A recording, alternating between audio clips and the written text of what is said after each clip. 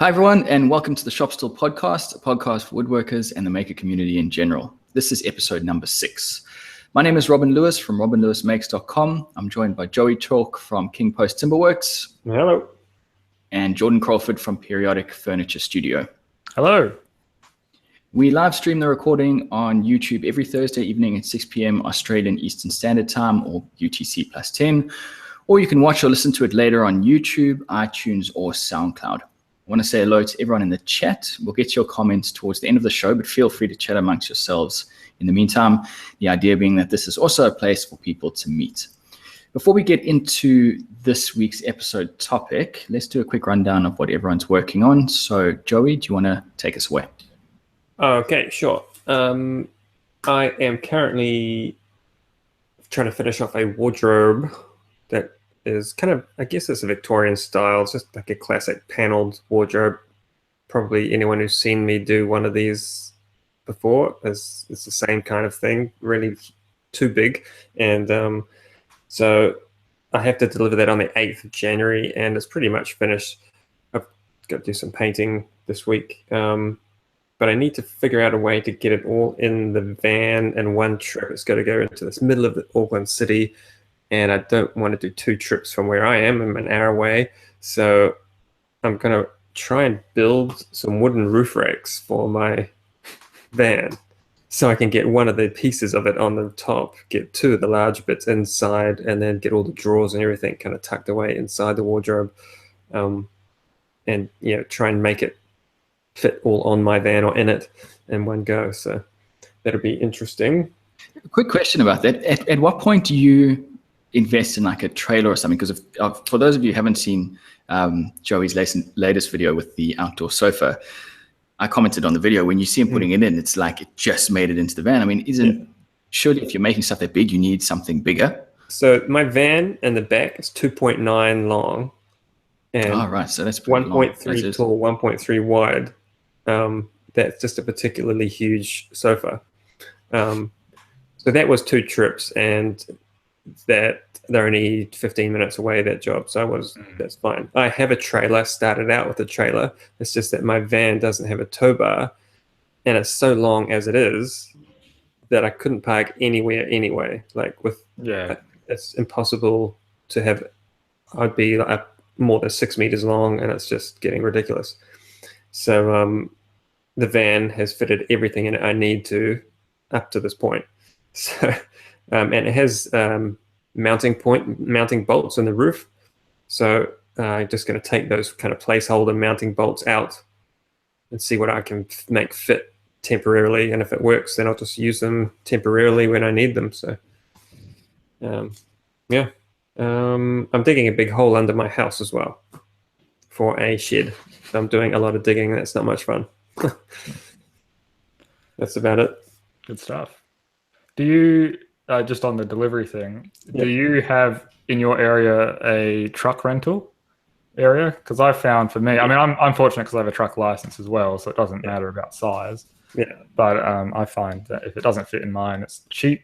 It's like $120 to just hire it for half a day. So it's all in one go. Yeah, I've done it before. Can do it. I have to backtrack for dropping it back off, which is a bit annoying. Yeah, backtracking about half an hour. So it's kind of like so it's not like it's just next door. It is actually a bit of a trip. And actually, I found that they tend to rent their truck out. This particular place has got 3 trucks, or they used to, and they tend to rent them out weekly to people who just can't be bothered buying their own truck. Yeah. So they're never available. So it's quite annoying. Yeah, right. For me, what have I been working on? Still on break, so not really much going on. I did come in to do some Christmas gifts, just laser cut stuff, but I blew up that laser, so that didn't really go all that well. It's such a dramatic thing to say, I blew up a laser. You sound like an evil henchman. Well, I am. Next step is world domination. But no, really, I've been actually enjoying some time off. I've been doing nothing. It's been great. What about you, Rob? Well, yeah, I did a lot of that as well, being Christmas. I think it's good though. I think you need to just take a break just to sort of reset. But I mean, that may be a personal thing. So I've been working on a dining room table. This is going to be my dining room table. We talked about it last week. both you guys suggested I just throw the painted timber through the thickness planer behind me, and I ended up doing that. And I'm pretty glad I did. The sort of something I didn't think about while we were talking was that even if I did sand the boards first, I was still going to then have to thickness them later. So it was just one extra step for no reason. So everything's gone through the thicknesser, and you can see behind me over on my other shoulder, I've started gluing them up. So this is the biggest glue up that I've done. So the lengths are 1.8 meters long. I've normally only done coffee table size glue ups at this stage. So it's 900 wide, 1.8 long. So it's presenting some challenges for me, but I'm getting through it. And then on top of that, sorry, yeah. Do you know what the timber is yet? So I'm going to talk about this in the actual video when I release it. This all came off one panel, but there's all different types. So you've got real red stuff, some browns.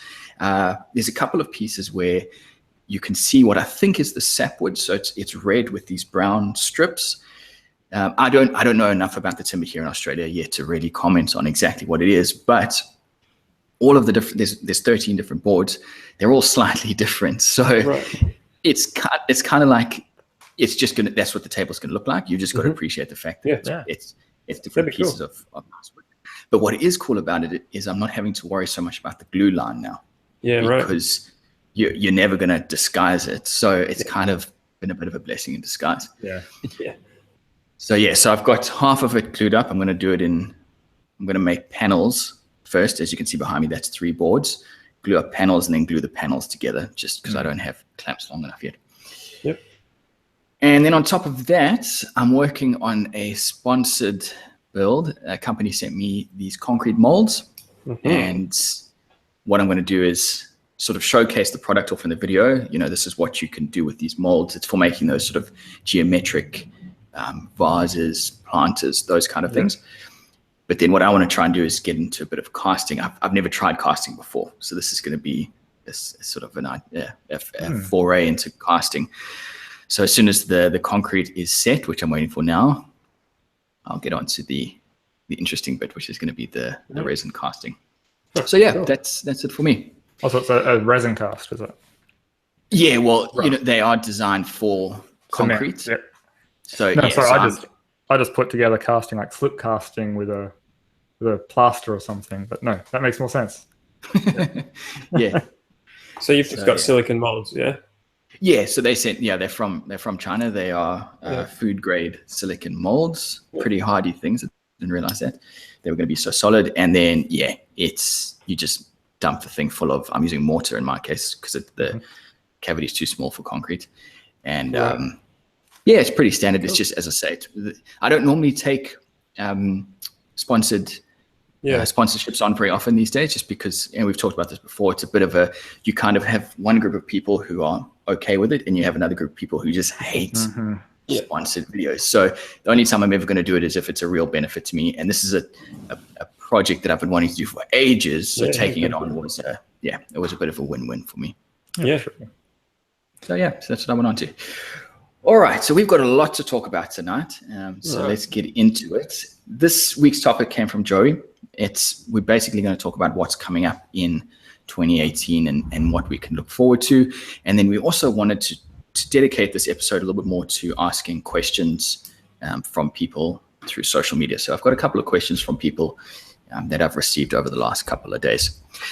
So let's start off with ourselves, what we've got coming up for 2018. Joey, do you want to start us off? What I guess we can do is we'll just go through a couple of things and then move from person to person. I was just going to say maybe we should just organically. Maybe we should just go around and do one each or something until we get bored of it.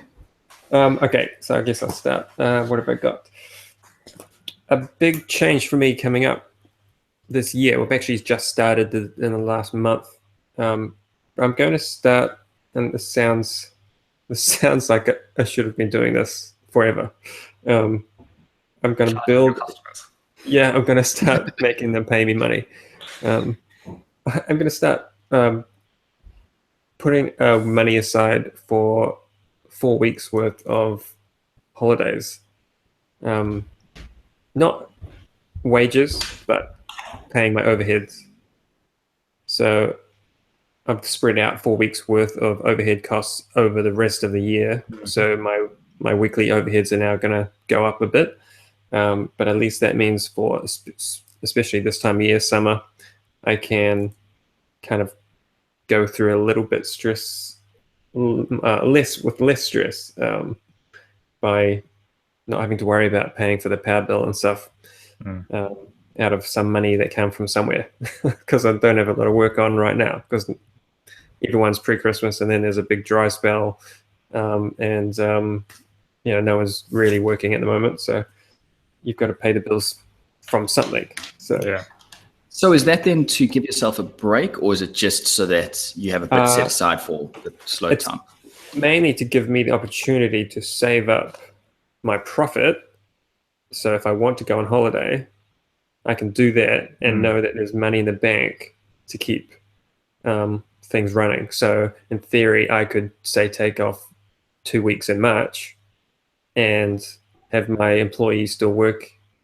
I can still pay for whatever it is I need to pay that week while I'm away, and I personally can have some time off. That's the goal. We'll see how it works. That's something that I don't do either, but really should start. I didn't even think about it. But even for little things, like say for my case is get an injury and you can't work, and now I've got no money coming in, so I'm relying on profit, but which isn't a huge amount left in the bank now. That's right. right. Yeah, it's a good thing. Just have a safety net, have options to explore as well. So and especially at the moment. So for example, the jobs, everyone may have seen the outdoor tables sofa I made recently. So that was a big rush pre-Christmas job. I really struggled to get my final payment from that person, and so I had pretty much no money from that job or the one previous until today I got paid. So I went through 2 weeks leading up to Christmas without being paid. So, having a bit of extra money, even though it's not meant for that, would have been nice to have it sitting there. We could dip into it and then pay it back. Yeah, no, that's a good idea. I'm going to actually write it down. Ooh. Hey. Something that I want to focus on for 2018, and this comes back to something that you said a while ago, Joey, is trying to focus on concurrent projects, not necessarily commission projects, but just for YouTube, that kind of thing. I'm in this terrible habit of starting a new project, and then that encompasses everything because of things like I don't want to start filming a new project because then that's there's file management stuff that I've got to think about. And a couple of weeks ago, you talked about how you were really trying to improve on that. And since that, I've been thinking about it. And if I want to make this more of a full-time thing where I'm doing YouTube and making furniture, I'm going to have to do concurrent projects. And, my shop at the moment, I've just got stuff everywhere because I'm now trying to do more than one thing at a time. Yeah. And it's very quickly becoming I think overwhelming. It's a bit melodramatic, but I'm suddenly out of my comfort zone. I don't like this. I've got stuff everywhere. I'm constantly moving things around. So 2018, I really want to try and work on improving that flow and just being more open to the idea of, keeping myself busy at all time. There's no downtime.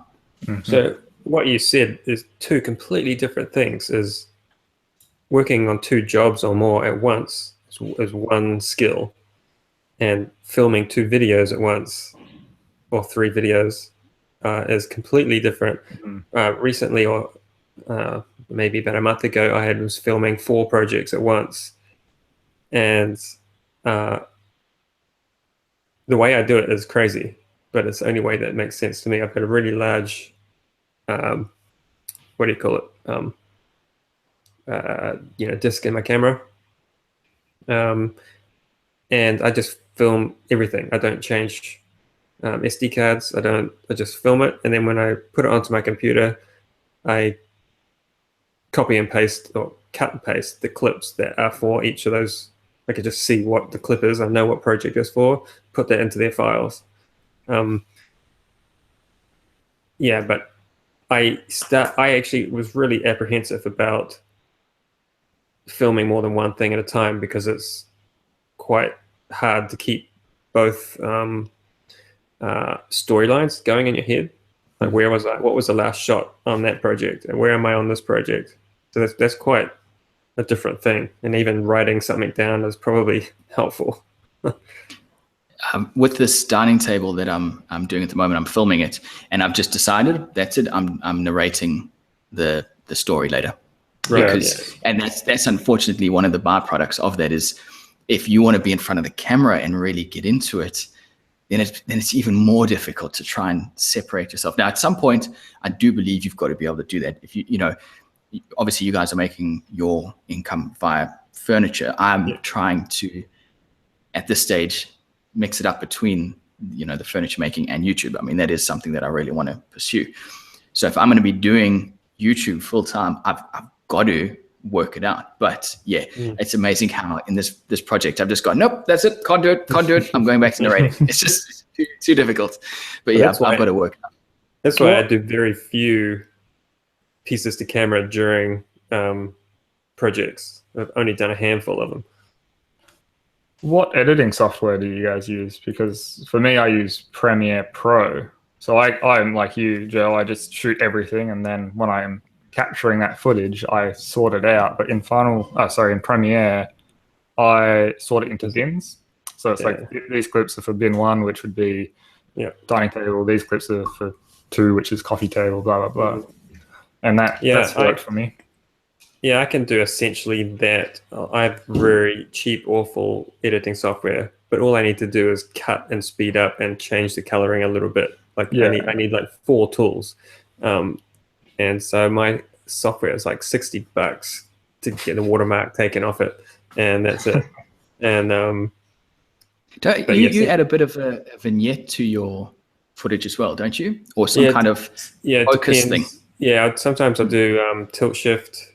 Yeah, that's the one. Trying to highlight a particular, if I have like a wide shot and you just see my messy workshop and I just want you to see like one part, so I'll just like tilt shift everything else out of focus and highlight one part. Secrets out.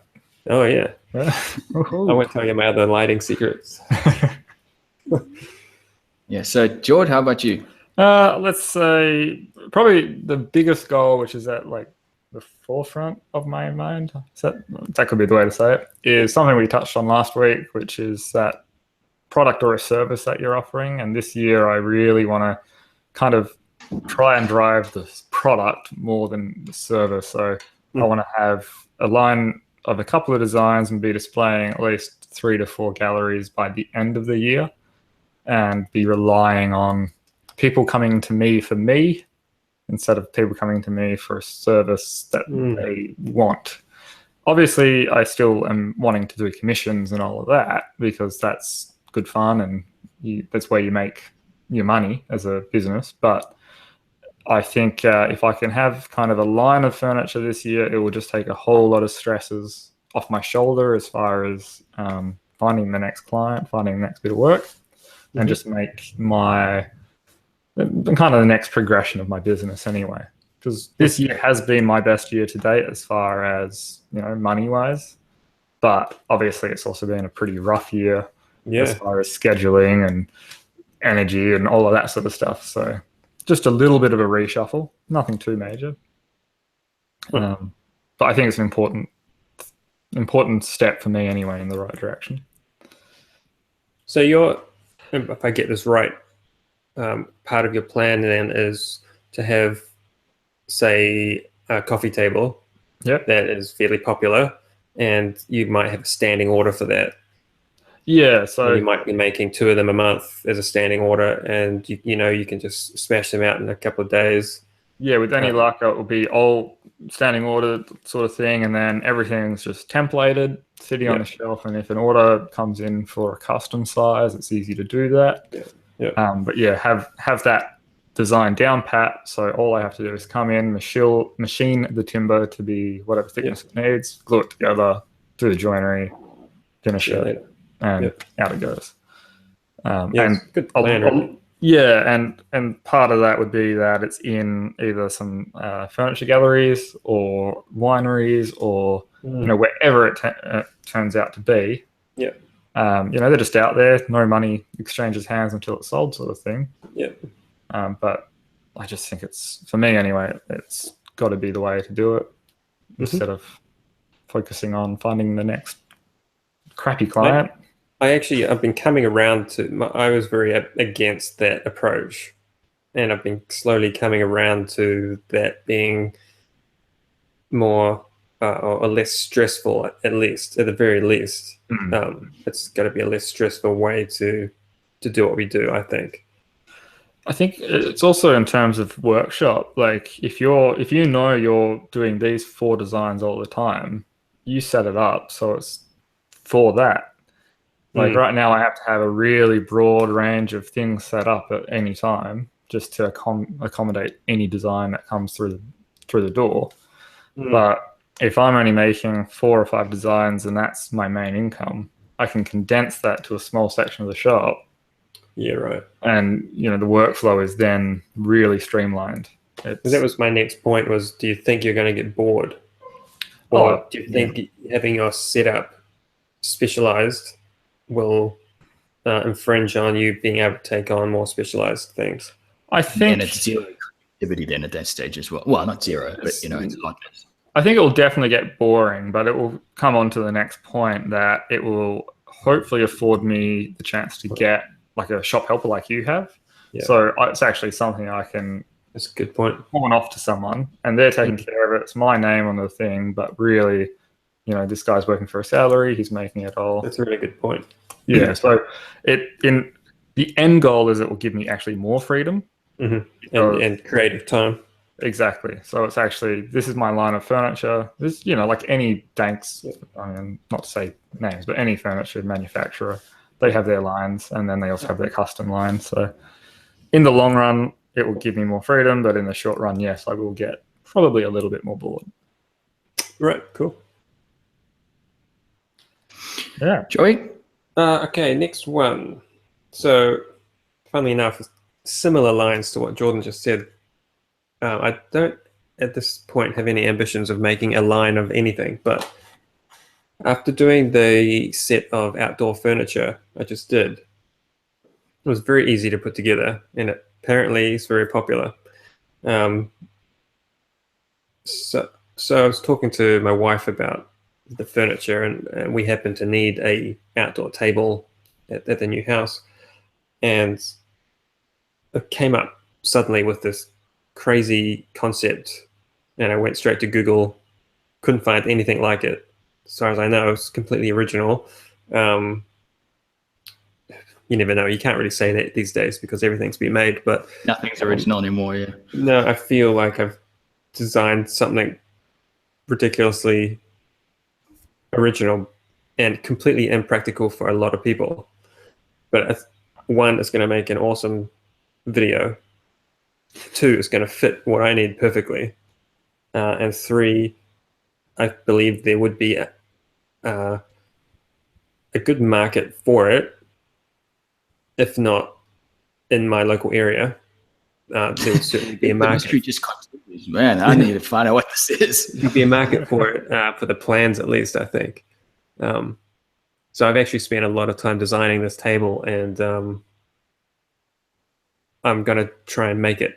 I costed out what it's going to cost me. I need to save up a little bit of money to buy some timber for it, and at some point early this year, I would like to crack into that. And so that got me thinking about, because I have the advantage of having a workshop assistant, maybe taking on some less complicated work, some more cabinetry type things, and letting my workshop assistant take care of the easier stuff. And then it gives me a bit more freedom to work on some more creative jobs that I don't necessarily have clients for, but will recoup some money in other ways based on the design and kind of feedback from social media and things like that. So that is something I'm seriously thinking about. I guess what I'm trying to say is more content, on the more content side of it, rather than just as a furniture making business. Of course, commissions always come in and they get in the way of things. But that's kind of a goal that I'm looking at seriously. Yeah, well, we've talked about this before. Your channel is doing well enough that to me personally, it seems like such a golden ticket, and it will come back into the business eventually as well because of that promotional stuff, that marketing, that organic marketing that you're getting from social media and YouTube. So I reckon you should definitely be putting a little bit more time, not more time as in you aren't putting in enough, but you've got it there, run with it before it dies out. Yeah, that's kind of what I've been thinking. Yeah. It's so my next point is very similar to that. Something that I need to maybe not change, but I need to keep an eye on is chasing. I have a bad habit of chasing, not trends, but like I'll be in regards to the way I make videos, I'll be making a certain type of video, and then I see someone else doing something else. I'm like, oh, that's amazing. I'm going to do that. And then I see something else. I'm going to do that. And I never really get my style refined. I'm constantly chopping and changing between things. And it was back in, 2017. In last year, 2016, I changed my style of my videos dramatically. And I saw a bit of an interesting change in my metrics, and it was, I did it because I wanted to, and now I find myself coming back to how I was originally making videos. So this year I want to try and make sure that I'm making videos that I want to make, that is my style, and I'm not constantly changing, going for the next big thing, or adjusting, because I think you need to do that, but I think at the same time you also need to just go with the thing and stick with a style and make it your own. I can vouch for that. Like you have to do what's right for you, but also people are coming to you because they like what you're producing. And take my case is that I had very good growth, 2,000 to 4,000 new subscribers a month and all of that, and then I really changed it just on a dime. And that's just plummeted, just way down, which is not a huge issue. Like, I don't rely on it. But having that distinct style is something I think is incredibly important for YouTube. But it doesn't necessarily need to. I think, and this I guess goes for anyone out there who's listening who's into YouTube and trying to do it on YouTube. You don't have to say, right, I'm going to make a video and this is going to be my style. It's completely separate to everyone else. Oh, no. You've just got to do something that fits with you. So even if it seems the same as everyone else, it will be naturally different because you're a different person. So it's just about finding that style and sticking with it, because that's the best representation of you without just changing it up for. Obviously, it will evolve. Like, everything evolves with you, but you just don't need to, oh, look, the next thing is twerking. You don't need to then start a twerking video on your on your woodworking channel, do you? Let's hope not. I mean, that's my plan for next year. Is it's just twerking 20. Start twerking. Imagine you standing next to the table saw, shaking your ass. That's so going to happen. Oh god, that's Christmas video next year. I think it was Bob Claggett in the most recent I was just going to say pop. Yeah, he was sort of saying that growth needs to happen, but in his mind it happens slowly, so that people aren't they're not shocked by it, they're not affronted by it. But if you go back and look at his old ones, I was just going to say, go back and look at my 10 videos ago. It'd be so different than my last video I just put out, and then the 10 before that won't really even be watchable. But it's just the growth is happening in every video. And after listening to what Bob said, he said he wanted to make some tiny small change in every video that you might not even notice, but he knows it's there. And I've been doing that without knowing it. Like, subconsciously, I'll just be trying new things all the time. And now that he said it, I really put it into my head that, oh yeah, I actually do that. I really am trying different things, whether on camera or not. I'm doing something different all the time. Yeah, so that's going to be a big thing for me next year, is just staying the course, doing what I do, and believing that you know, in regards to YouTube, my time will come around eventually. Yeah. Yeah, that is very poignant to my next sort of thing I've got written down here, which is my focus of YouTube is adjusting a little bit. So I want to be putting in more quality over quantity, because I feel, not that I wasn't putting effort in or wasn't really putting all in, like, you know, but I just feel like I could be a lot further along with production style, with how I'm shooting things, with what I'm actually putting out there as well. So this year I kind of want to get back to where I was about 2 years ago, when YouTube was as much of a part of my business as the actual business itself was. So while it's not going to play into creating, you know, 5 of the same thing every time, it will play into the extra little bit of freedom. My last video, which is the outdoor table, is a big step in the direction of where I want to kind of come back to. So it's more narrated, it's more artistically shot, and also it's giving enough information for, you know, what I'm doing here and why I'm doing it, but it's not a tutorial which is going to take 45 minutes. It's still an enjoyable kind of 8 to 10 minute length. But yeah, I mean, you know, YouTube, that's what I'm trying to say. Okay. Cool. Yeah. Cool. Okay. All right. Should we do? Let's see how we go for time, but let's do one more. Have I got anything else? If I not, think we can- I've written down a bunch of points, but I've actually pretty much melded them all into 2 points. Yeah. Efficient. Yeah. I only got one more point, but it's a very it's a personal thing, because I am a compulsive spender of money. Like, you know, I just, no, I don't need to do this, I'll buy this. So a big goal for next year is to spend less money, even though everything I'm spending is on the business. It's like, I don't need this. I don't need these 5 slabs just because they're cheap. I don't need this dovetailer just because it's there. You know, that sort of thing. So Nick, that's like, I'm going to be more conscious with how I'm spending my money and how I'm distributing it. But, you know, that's a thing that everyone does. They want toys, we buy them. That's right. Yeah, I've just bought myself a new camera on the business. Yeah. Quotation marks. But it's the new, well, it's quite an old camera now, but it's new compared to my Canon 60D. It's the Sony A6300.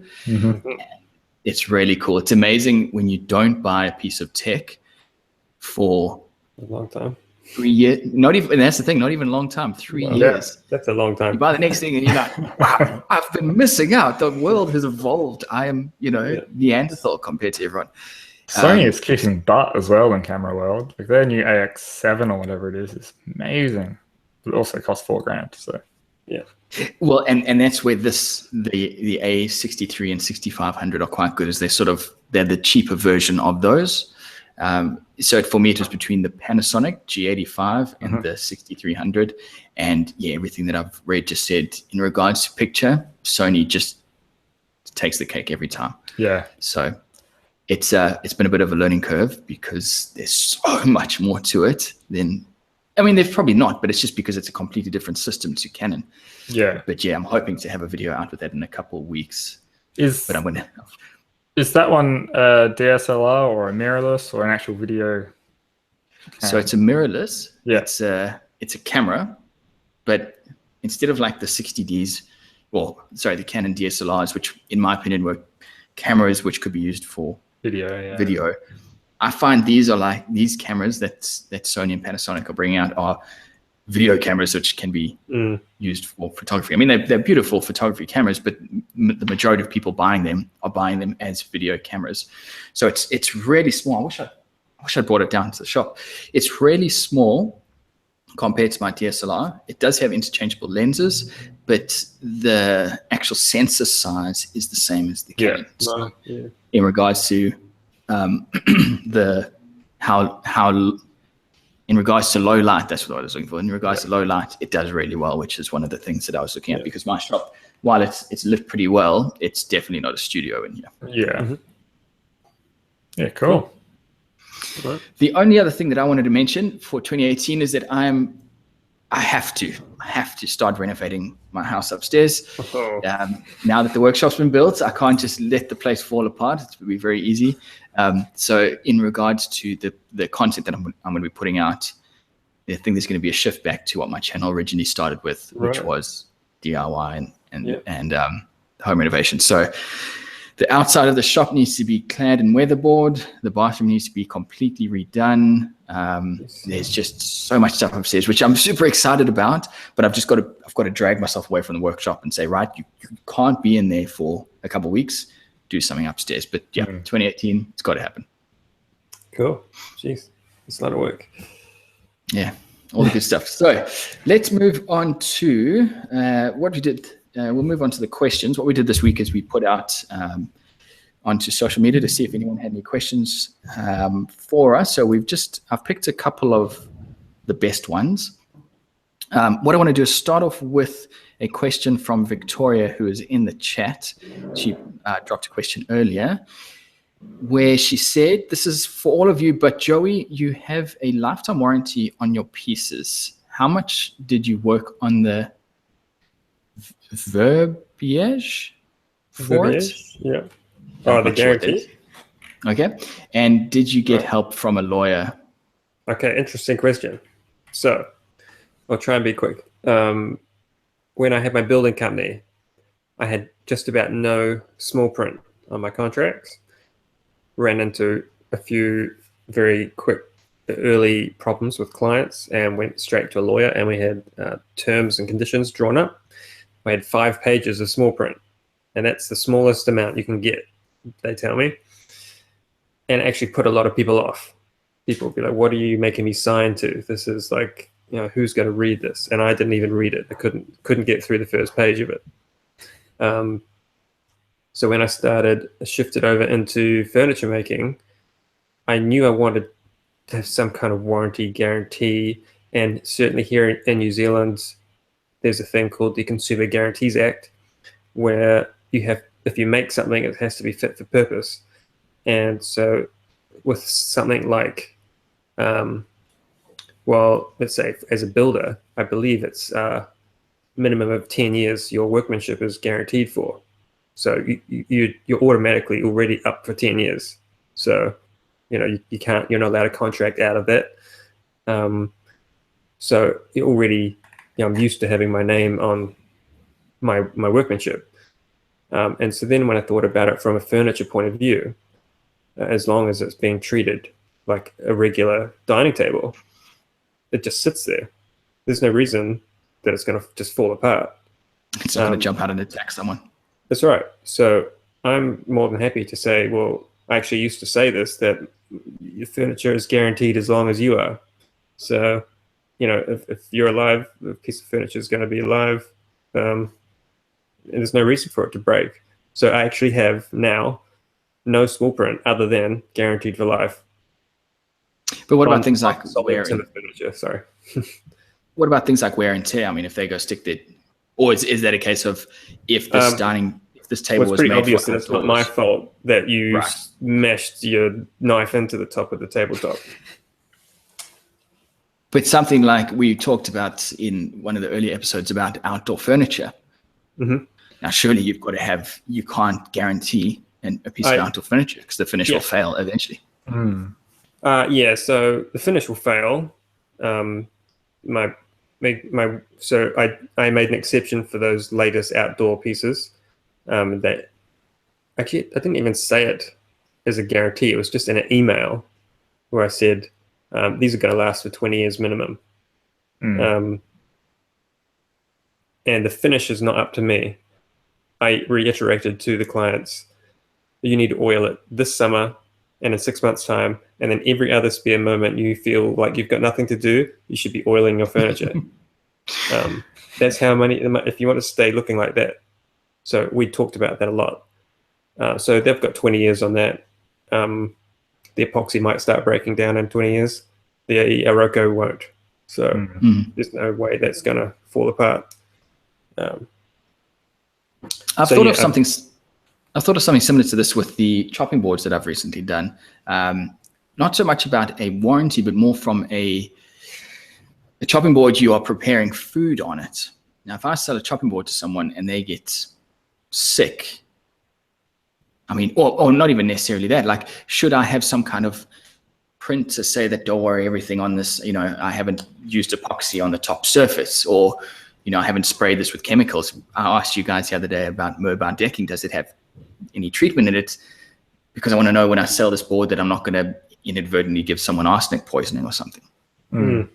I guess I would just have a sticker saying food safe material. Yeah. But there's nothing legal. I have a handout which I give out with every one of my boards, which is stating like proper care instructions. So if they don't abide those instructions, obviously if they take an end grain chopping board and put it in the dishwasher and it falls to bits, like that's not my fault. I've got it written down there, like it's on the official care instructions. But as far as like glues and guaranteeing it's food safe, I know it's food safe. I state it's food safe. And I can link them to the MSDs of the Type 1-3 glue as well. So in terms of lawsuits, you're not concerned, like, because I guess as you said, Joey, if it's fit for purpose, that's the law, and that's all you've got to worry about. I guess that's why we have product liability insurance as well.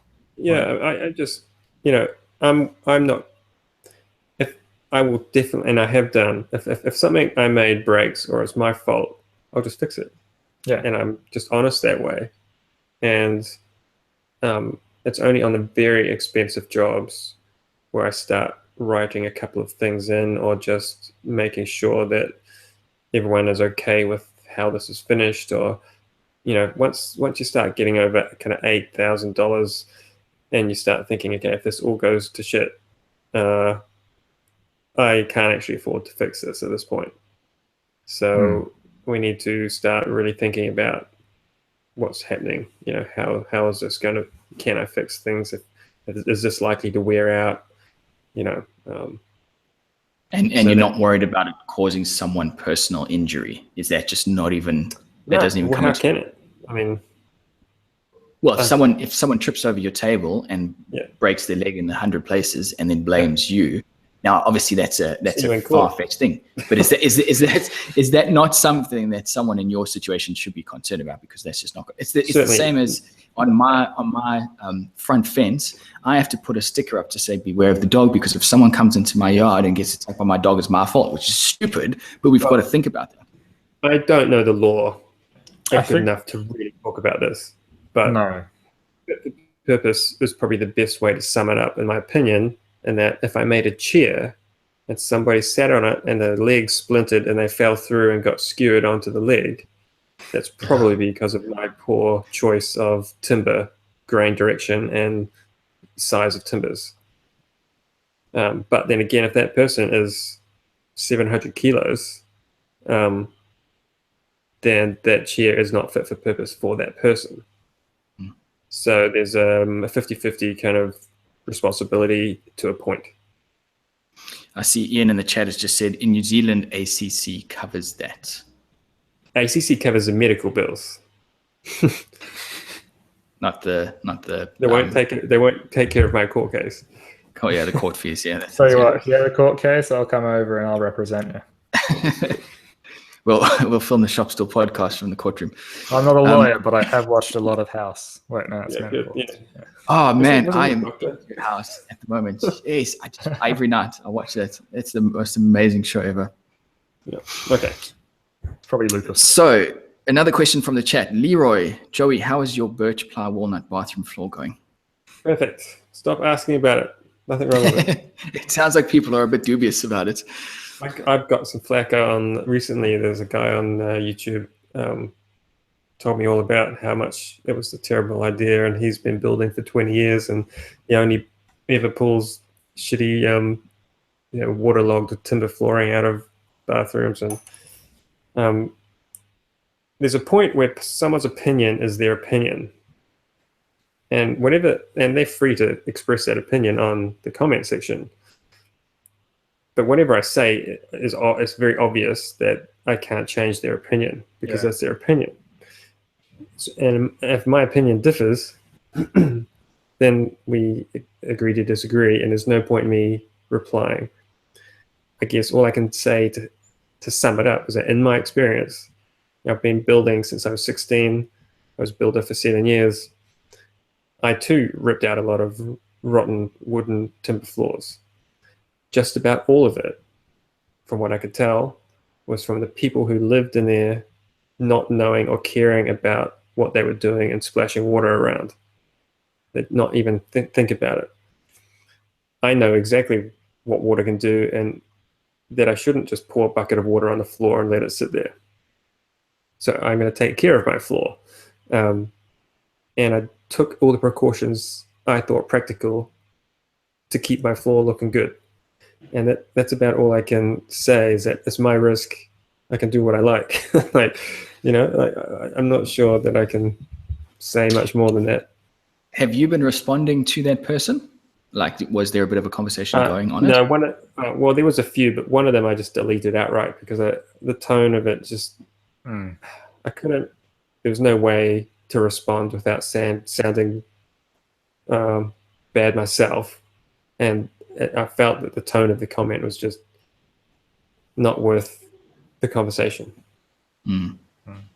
Yeah, I think it is interesting about that changing people's minds. Yeah, at some point you've just got to say is what it is. Yeah. I find with a lot of the negative comments that I get, I'll often just agree with the person. I'll agree with them as if to say sort of, you're absolutely right, and that's it. Because they'll give me a 100-word essay about why I'm wrong. And all I'm going to say is, yep, you're right. Because that's all they're after. They're not trying to educate people. They're not trying to change their mind. They just want to shout that I'm wrong. Yeah, well, that's exactly what I mean by that's their opinion. They want, that's fine. But like sometimes it's not even worth saying your opinion because it's your opinion. Like there's no point saying it because you can say whatever you like. It doesn't matter. Yeah. I usually just let it fizzle out by itself because people will jump in on the comments and then argue your case, and then someone else will argue their case, and then you got like 1,500 comments, and it's like, wow, that's going to go good for the What I have done now with one of my videos is I've actually recorded a response to when I made my concrete countertop, because that's the most popular video. I didn't use gloves, so I was working with concrete without gloves. And technically it's wrong, I know, but I've always used concrete without gloves, and my hands are still on and they're fine. And I routinely get their comments about the gloves a few times a week. So I just recorded a video where I talk to the person and say, blah, blah, blah, this is what happens. So now whenever someone leaves me a comment, I just point them straight to the video. And that video, it's just got so much hate because it's all the people getting forwarded to it. But it's just like, I'm so tired of answering this. So I just made a video. That's funny. Yeah, good. I like it. And I kind of made it in a way. And when I sent it out, it was sort of if you use concrete in one of your YouTube videos and you constantly get hammered by that comment, feel free to use my video. It's there for you. Go for it. All right. So another question. We've got one here from Ben McCampbell. He's been on the show before. I'm not sure if he's in tonight. He said, I'd love to know what you guys use for outfeed tables. He's recently got himself a very fancy new table, so I'm a bit jealous. What designer materials work best? I'm thinking cupboards underneath form ply top and sitting on casters. Any tips? Jordan, go. Okay. Well, my saw is a panel saw with a massive outfeed table built in. So currently I don't have anything. Is that attached to this saw? Yeah, it's all in one. That's great. That's awesome. On my last, say, conventional table saw, I just used MDF and a pine frame, which I kind of, joined together, and that works fine. But honestly, it's an outfeed table. As long as it is there to support the material, you've got cutouts for your miter bar, and it's not higher than your infeed, you should be fine. He's talking specifically about a sliding table saw, presumably a sliding panel saw. No. It's a normal. I think it's a normal saw. Oh, it's a double check. sliding one. No, I don't think it is. Yeah, I mean, take the longest piece of material you think you're going to cut, and then lay it so you find the center of gravity and where it just wants to tip over, and that should be kind of a good guide of where you want the length from the end of the outfeed table to the blade. And then add maybe 150, 200 mil to allow for you to push past the blade, and you won't have any problems. I've had them from, let's say, 600 mil deep, and that was plenty. And I've also had them almost a 1200 by 1200 sheet with cupboards underneath, and that worked great. I don't think it really matters. I mean, look at Matt Cremona. He's just got a really twisted slab on a couple of sawhorses, and that's what he's using. That's my kind of outfeed table. Yeah, like if it works, it works. I just say stay away from those roller stands because they just cause more hassle than they're worth. Roller stands, that's the sort of the with the wheel tripod with the wheels. I hate it so much. I've thrown that thing across the room so many times. That's all I have at the moment is 2 of those. Oh, man, they're shot. Get rid of them. They're terrible. I can't. That's what I was going to say. I can't. I have yet to come up. Or if someone has the design, please get it to me. When you have a sliding table saw, the arm of the slider gets in the way of where the table needs to sit, and I can't figure out a good design. And so at the moment, I'm just swearing at my roller stands. On the Altendorf, so my last saw, I had to make this thing, and I kind of made it a T shape. So I put a bar. I should say a board on the edge of the table, which I could clamp onto the actual table itself because I had a bit of overhang. And then the base was just a T-shaped base. So like the arm could swing in and out. And then on the other side, I had somewhere to kind of store a cubby of like blades and whatnot. That is definitely a goal for me for 2018 is actually getting some kind of outfeed something. But I just had a look at his table. It's not a sliding table. It's just a normal table saw. Oh, just a box, man. Plywood box. Yeah. I've seen, like, if you got a space issue, there is good flip down ones as well, where you just attach a cleat onto the saw and then a couple of heavy duty hinges, and then you can lift it up, drop the legs down, and there you go. But didn't you make something like that, John? Probably. I'm pretty sure I've seen a video of you make something like that. I've had a lot of things. I can't really remember. It does sound. Why did you get rid of your Allendorf? Hey? Why did you get rid of your Allendorf? It was a fixed 90-degree arbor, so I had to have 2 saws What a waste of time. to do what one saw would do. Yeah. I won't call it a waste of time. It's good if you only cut 90-degree corners. It's bloody rigid. Yeah, a bit. You've just had a comment from Cuffy saying cantilever the outfeed so it clears the arm. Yeah. Can do that.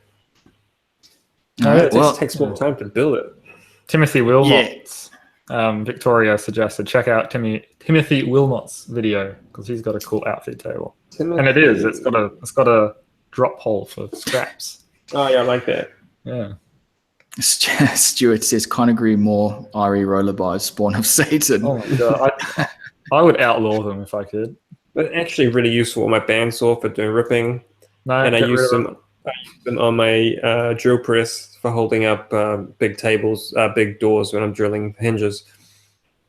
Yeah. Yeah. All right, next question. We've got 2 more to get through. Yeah, we should have enough time. So Jerry Demarie, I think that's how you said. Joey, I was wondering if your business has changed since you started making videos. Do you find it has helped you get more business or attract new customers? Does the video making eat up a lot of your time? Okay, like 10 questions there. Yes. My business has changed. Yes, I suppose. Only in that I think about whenever a job comes in, I'm like, cool. Is that going to be a video? And ideally they will be, because that way I can make a little bit of money from 2 sources. So yeah, in that sense, making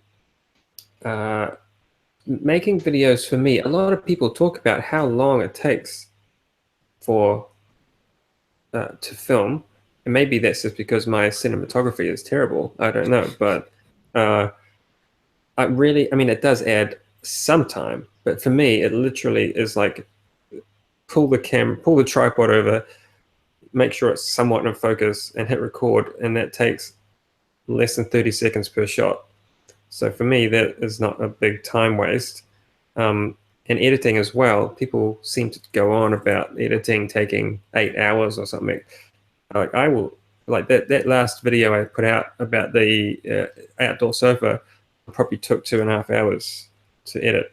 So I just don't understand why it takes so long. Maybe it's because you've got too many tools. You just need a really basic editing software that can only do 3 things. Because every time we try and make a cut, we have to Google, where is the cut tool?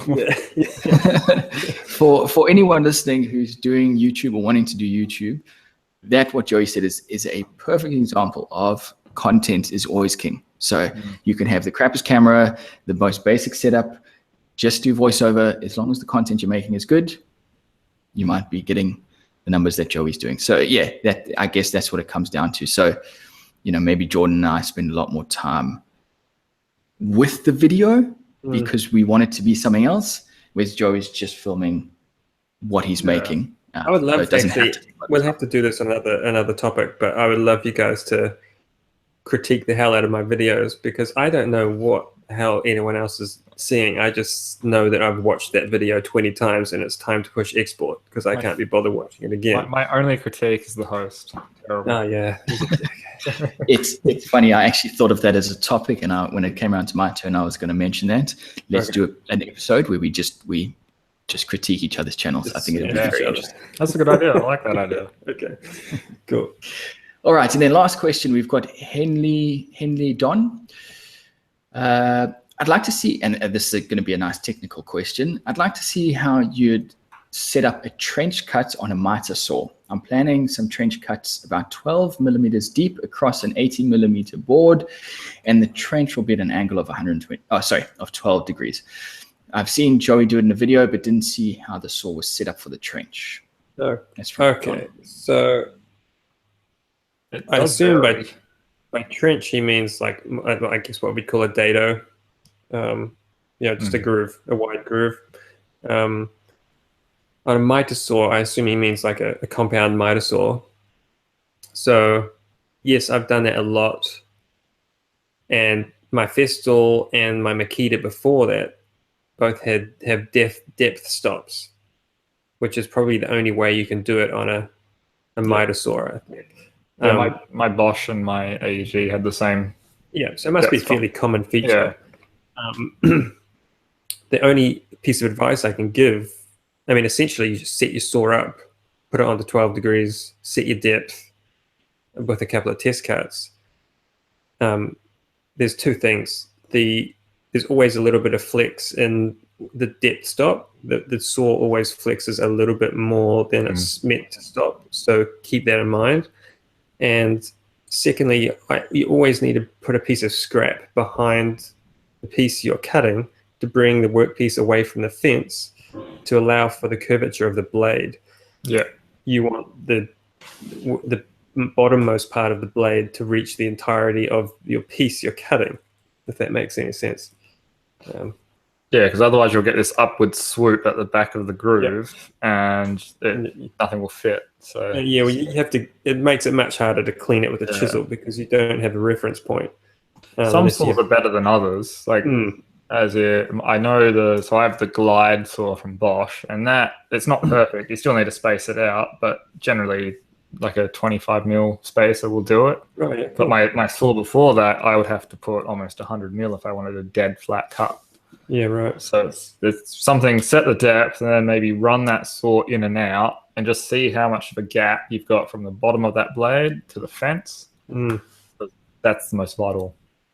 So would you guys say then that you would make dados or trenches with that, or is that table saw? That's not the job for the I do it with both. I mean, 90-degree ones will be on the panel saw. It's just so much easier and more accurate. But if it's something where I don't feel like changing the fence angle on my sliding saw, I'll just take it to the miter saw, clear it out, and then with my whatever they're called, router plane, flatten it out. It's easy. Yeah, I tended to always go for my miter saw, but I think now, certainly once my dado blade set comes in, I'll be just about 100% on the panel saw. I think it's very much like, are you a tradesman? Because on the miter saw, 99% of tradesmen would go straight to the miter saw because it's just the way they do it. And then if you're like brought up in a factory, a furniture factory, you'd probably go to probably not a panel saw, you'd probably have a spindle molder to do it, but a static machine. Yeah, well, I almost bought myself a sliding miter saw, and I remember when I was standing in the store thinking, now I'll never use one of these, and I'm so sorry to this day that because I got a nice DeWalt, it's a pretty good saw. I just spend a little bit more money, I'd be able to. It's fixed, yeah. I'd be able to make dados, and it without having a table saw, it's it would have been such a cool thing. So if you're thinking of buying a miter saw, spend the extra money, make it a sliding, so you don't have to get jealous every time. Don't you, Robin? Yeah, which is what I use now. That's what I use. Have a little jig to clamp to make straight lines. Yeah, so that's I use that as well a lot, because often it's easier just to do one pass with the right size bit. Than to go and chisel out things and stuff around. But at a 12-degree angle like this question, you just about, it's either got to, but it's difficult, but you can do it on a miter saw. It's a little more tricky. Because the bottom, depending on the bottom, it's not, if the bottom's going to be square to the blade, not to the piece of wood you're working on. That makes any sense? Yes, yeah, right, yeah, fair enough. Yeah. Okay, well, let's leave it there with the questions. I think that's some fairly interesting ones. The one about the lawsuit type of thing, that's interesting. I've never really thought about that. We should not give advice on law. That's all I would say. Anything you hear on this podcast, take with a pinch of salt. Because I think if you steal something and it's yours, then it's not stolen anymore, right? That's the law. That is, according to all the Jay-Z and G-Unit albums I've listened to, okay, so let's talk about what we're watching. I'll start off. This morning, Paul Jenkins, the Wood Knight, put out a video, which he's been posting about on Instagram for a while. It was very cool. It's he's titled it a studio video camera stand. So basically it's a tripod, but on a base with casters, and the footprint of it is a lot smaller. I've been wanting to do one of these for ages because I think it's such a good idea. I've got the traditional tripod, which I'm constantly smashing into everything when I'm trying to move it around the shop. You just take a post, put it on a small base filled with concrete, so it's bottom heavy. He's got a very cool video about it, and he sort of made the arm that extends is very similar to an I-beam. So it was quite an interesting construction. Anyway, Paul Jenkins, studio video camera stand. He put it out this morning. It's pretty cool. We'll have links in the description below. I saw it on Instagram, and I think my only point was, for me, I would much rather lift my tripod, which weighs less than a kilo, and I can just throw it around. It doesn't matter if it smashes into my bench, or roll around a giant block of concrete and hit an extension cord, or get hit on scraps of wood and stuff. To me, it's way more hassle. Yeah, but anyway, that's cool. It obviously absolutely has its pros and cons. I like John Heitz's method where he has it on the roof. Obviously, it wouldn't work in this size factory, but he has that track and it just slides back and forth. Yeah, that, if anything, that's what I'd love to do. Obviously, it's not practical in this shop. Just have a drone operator fly all day long in your workshop. That is going on next year's goals. Writing it down. I see Paul's in the chat as well. Yeah, it's it was. I think it's a really cool design. So the only other thing as well that I'd change, which I think you mentioned in the video, is making it 3-wheel as opposed to 4, because my slab's about 50 years old, so there is no such thing as flat in my shop. No. All right, Joey, what do you just happened to see this morning? Ishitani Furniture making a computer desk typically awesome, but interesting. He has a domino, and he used his domino, What? which I thought, yeah, Oh my which god! I thought was interesting. I kind of like dropped my pen. You gotta warn me against these spoilers. So, okay, do you want the next spoiler? Yeah. Pocket hole screws. No. Yeah. That's it. Unsubscribe. That's it. It's so funny. Yeah. Oh my god. He really this is just to join a mitre on a desktop. And he dominoed it, pocket screwed it, and then put butterflies in the top. It's funny in the chat. heartbreaking. Everyone's coming up with he used pocket holes. So clearly he's going to have a few comments about that in the video. I'm guessing. I was surprised he had any kind of a jig to drill a pocket hole, let alone actually. This is in my watch later playlist, and now I'm heartbroken. Anyway, awesome video, but I don't even care that he used all that stuff. That doesn't bother me, but I just thought it was interesting that he broke it out for a very simple join. Last thing you'd expect to see. Jordan, what have you been watching? I've not been watching much. I've really been out and about more than anything, but I will give a shout out to Cuffy's woodshop or workshop, I think it is. He's doing a video a day, and I've been enjoying it all. So we were speaking about it earlier, so I better throw it in officially. Other than that, I've not been doing much watching of anything. I've just been out enjoying the sun. Cool. Good stuff. Yeah, it has been Christmas, so I guess that's the idea. All right, everybody. Well, thanks for a good show. We'll be back, obviously, again, same time next week. Well, that'll be 2018, won't it? That will be 2018. Yeah. Yeah, that's Thursday the 4th. Yeah, cool. All right. Well, we will do another show next week because it's just a normal Thursday. All the long weekends and holidays are over. So thanks, everyone, so much for getting on board and getting involved in the chat. We really do appreciate it. George, Joey, is anything you guys want to mention before we head off? No, all good. Be safe. Have a good New Year. All right. Yeah. All right. Yeah. Well, that's a good one to mention. I hope everyone has a really good New Year's Eve celebration. And thanks again for watching and listening. We will see you guys next week. Yeah. Take it easy.